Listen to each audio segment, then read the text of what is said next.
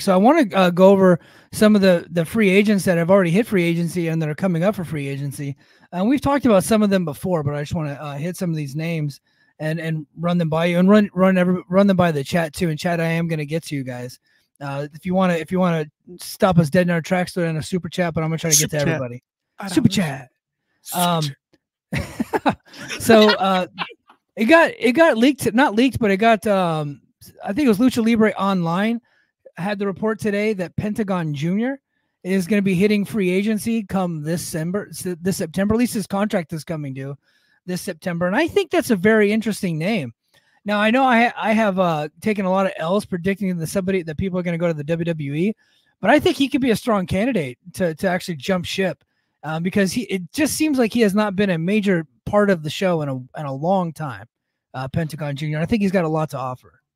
I do think he's got a lot to offer. I think that about 10 years ago, right? Maybe a little bit more than 10 years ago. No, about 10 years ago, when he was the lead heel on Lucha Underground, he was probably my favorite heel in wrestling at that time. God, I love that shit. It was stupid. Don't get me wrong. Everything I bitch about with MLW with Lucha Underground was more than guilty of, but at least Lucha Underground like presented itself as like a telenovela with wrestling, right? That was like, you knew what you were getting with Lucha Underground. That being said, I like everything Penta has done in AEW. Here's the do I think he could go to WWE? Yeah. Do I think that would be necessarily great for him? No, I don't. And this is why is Dragon Lee hasn't exactly gotten a chance to cook in WWE, right? I keep hearing about people cooking. Like that hasn't happened. Andrade was supposed to cook when he came back to WWE. That hasn't happened. He's already bitching about, how things were better in AEW on Twitter. That is a man who is incapable of being happy anywhere with anything. So that being said, go ahead. We should have had a countdown clock on Andrade being unhappy, talking about his love of AEW. That's hilarious to me that he's tweeting about that he was in AEW, CMLL, and AAA, Real Latino Man. I just like, you just can't be. Maybe the problem is you. Everywhere you go, you seem to be miserable. Why is that? Here's the thing, though: is they don't push people who aren't native speakers very well. Even though I know Paul Levesque is the greatest booking mind ever. Some dude named Scott Fishman, who I've never heard of, but has a bazillion followers on Twitter, was talking about how he would have booked the Alliance perfectly, and I ran my face through the wall when I read that tweet. I think it was King of the North that showed it to me. Thank you, King. Like, I know he's the greatest booker ever. Like, we cannot ever say anything bad about Triple H, but he don't book non-English speakers very well. Doesn't.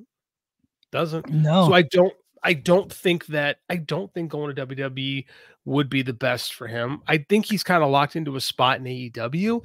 I don't know if it's getting any better for him. I really don't, which is a shame because Roosh and Max had a really interesting little segment last week, and I think that could wind up being pretty awesome. And there's no reason why Pentagon couldn't be in that type of a spot. So if WWE signs him, I just think they're going to bring him into NXT and be like Sean Spears, right? Yeah. And I don't care. I think he's better than working with working in the Clone Factory. I think that I think he's fantastic. He's one of my favorite wrestlers ever. The first time I ever went to an indie show is because he was headlining against Cody Rhodes. And while I was a fan of Cody Rhodes at the time, I was a much bigger fan of Pentagon Jr. from his time in Lucha Underground. And in fact, he was, one of, if not at the time, I think it was like 2016, 2017 timeframe, my favorite pro wrestler that was out there. I just loved everything. I thought his matches were great. I loved the charisma. I like the Seto Miedo stuff. I like the look, the mask, the face paint. I dug everything. I just feel, and maybe he doesn't even have to go to WWE. Because I think that if you went over there, would he get a little bit of a push at some point? Probably. I mean, I think everybody does. They kind of take turns. But that's the same thing in AEW, and I feel like he's kind of slotted where he's slotted, and I just don't see him getting past that. So I think the only thing to remedy that is to actually leave for a little bit and go do something else, learn a new hold, and then come back.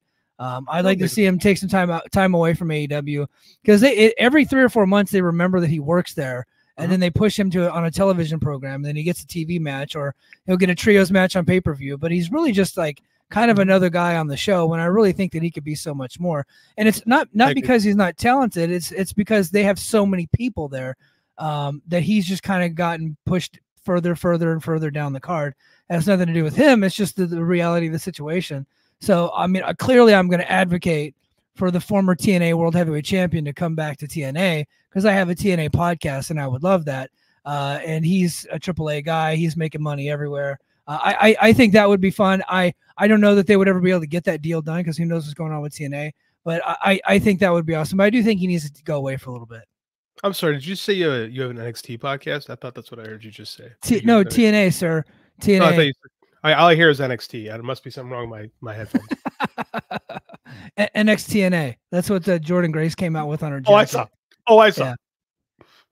Yeah. I may or may not be gonna sell T-shirts with the say NXTNA on them pretty soon. We can get we can.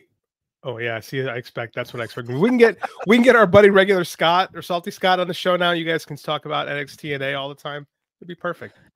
Yeah. Well, if they do a battleground show, I might jump on there with to talk about Jordan Grace being on it. Maybe we'll do something. Yeah. You should, but I just need to take cheap shots. So Chad Gable, there's rumors that his contract's coming up here within the next couple weeks, but he's already booked for an Intercontinental Championship match after his said contract is set to expire. What do you think about Chad Gable, sir? What do you think Chad Gable's going to be doing soon? I'm fairly certain Chad Gable's got them bent over right now because he's worked himself. This dude works so hard, right? Yeah. Let us not forget, he was the other guy in American Alpha, right? He was not the one that they wanted to push. They wanted to push Jason Jordan. They wanted Jason Jordan to be Kurt Angle's son. They wanted Jason Jordan to be the guy. And they always try to push Chad Gable, to the back. They never want to give him his due. And that dude has worked his ass off. His body is fantastic, right? Because he works like a dog. He got himself over. He's one of the best workers in that company, if not the best, in my humble opinion. He is in a prime position that he has worked himself into a very over spot, and he's kind of got him bent over. Because if he were to jump right now, he would be jumping when he was at his hottest, right? Yeah. This is the hottest Chad Gable has ever been.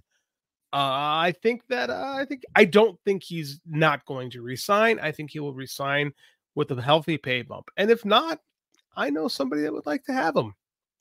Who wouldn't want Chaz Betts fresh off of WWE television to show up on their television show? And a former Olympic wrestler, right? Of course. Mm-hmm. And I think AEW would be salivating to be able to get him because he's been wasted for so long in WWE, and they finally got behind him. And he's in this really good program with Sami Zayn, and they're doing a great job with it. And I know they got the big match coming up. I think it's a Clash of the Castle. So I think that WWE actually will. They wouldn't be booking him at Clash of the Castle if he wouldn't already agreed to a deal or if they didn't already have something worked out. You know what I mean? So I'm pretty sure he's sticking around a while. I'm pretty sure that he is going to stick around, but I don't think Penn has been put to paper yet. King of the North says, all these WWE contract news hitting the sheets makes me believe it's Legento activity to make WWE signing them to be seen as a win. I think the flagship said that too. Mm-hmm. I think that's what the flagship was trying to insinuate. And I could see that. They're making them look like they're coveted free agents, and then whenever they're the ones that re-sign them, like, hey, look, see, we defeated AEW when in fact they probably never even got the contracts, probably never even expired, you know. Do you think that at any point Drew Galloway was thinking about going to AEW or going back to TNA? No, that was never going to happen. No, Legento, man. Legento, say what you want about Khan and Legento. They're very good at stroking the media. Honestly, who lick it up. He's a tremendous hire for them because they have manipulated the media so well, and I don't think they're bad people. Well maybe they are, but I think they're doing their job so effectively. Mm-hmm. They have the media just totally flipped on its ass, and the media is bending over backwards for that guy right now to get any scoop that they can. You know, NXT on Tuesday night, they had the one kid, the Irish kid from Fightful. I don't even want to say his name. He was tweeting all day about how crazy NXT was going to be, and they're feeding this kid all this stuff. And because they never said anything about it being crazy, he had everybody worked up in a frenzy. And then, of course, all of the aggregate sites are talking about how crazy shit's going on because this kid has had some legitimate scoops.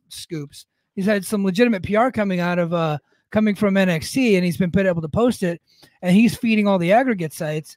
And turns out nothing happened that was crazy. It was a run-of-the-mill NXT show. They just happened to have Jordan Grace on it, squashing Stevie. Don't call me Nick's Turner, Stevie Turner from the UK, I think. Turner, yes. Was that Stevie Turner? Overdrive. Oh yeah. So that was really so there was nothing crazy happening, but they were feeding him all this stuff, and he was getting everybody worked up, and they did one of their best ratings ever, or not ever, but good rating, best ratings they've had in a while, really good rating. And it's because they worked up the media thinking that there was some crazy stuff happening, and it's genius. It really is genius. I'm not even hating them. Corey Brennan is a useful idiot.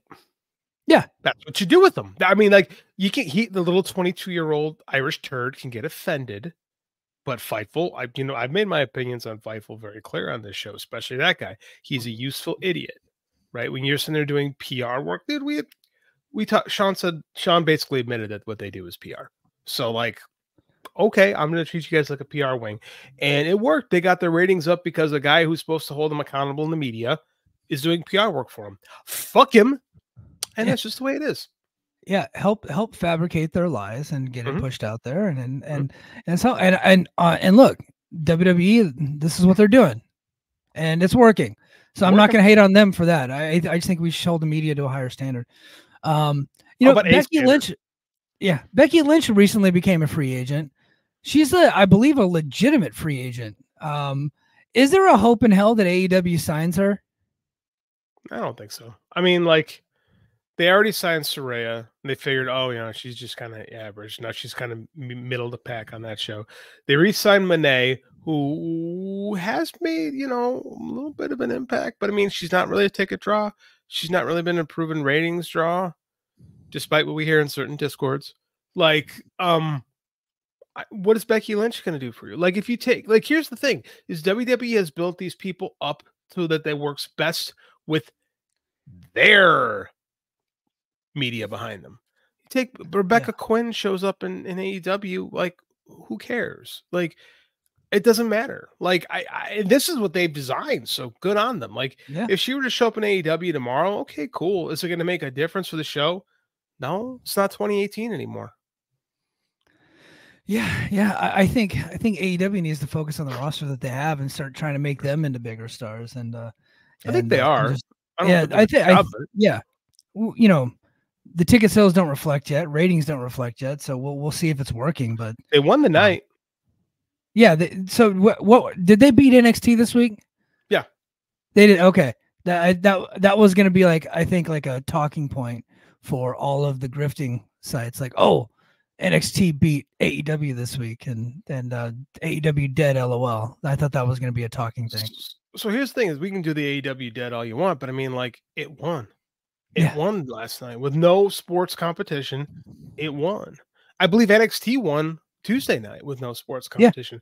Wrestling is the only thing on cable that people watch. That's not outside of sports. Yeah, outside. I'm saying the only thing that's like not sports that people watch is wrestling. That's it. Yeah. Right.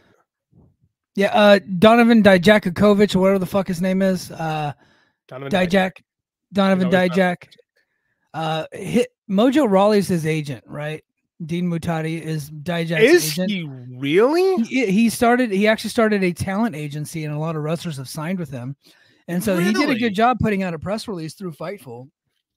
As Sap's like tight with all those cats. And they put it out, making it seem like a lot of people were really interested in Donovan Dijak's services. And I think it's very sweet that Fightful put out that story. It's very cute that they did that. I don't see anybody giving a shit about Donovan Dijak becoming a free agent. He was great in PWG 10 years ago, but that was a long time ago, and he has been nothing ever since. He looks like, you remember when Alex Wright stopped being Alex Wright and he became Berlin? Like, that's what Donovan Dijak looks, just more tan version of Berlin from WCW. Like West Berlin. Yeah, he's like West Berlin. Yeah, that's an old joke. Yeah, man. 2016 to 2018, him and Donovan Dijak and Keith Lee had like this incredible series of matches in Ring of Honor and across the indies that were just like awesome.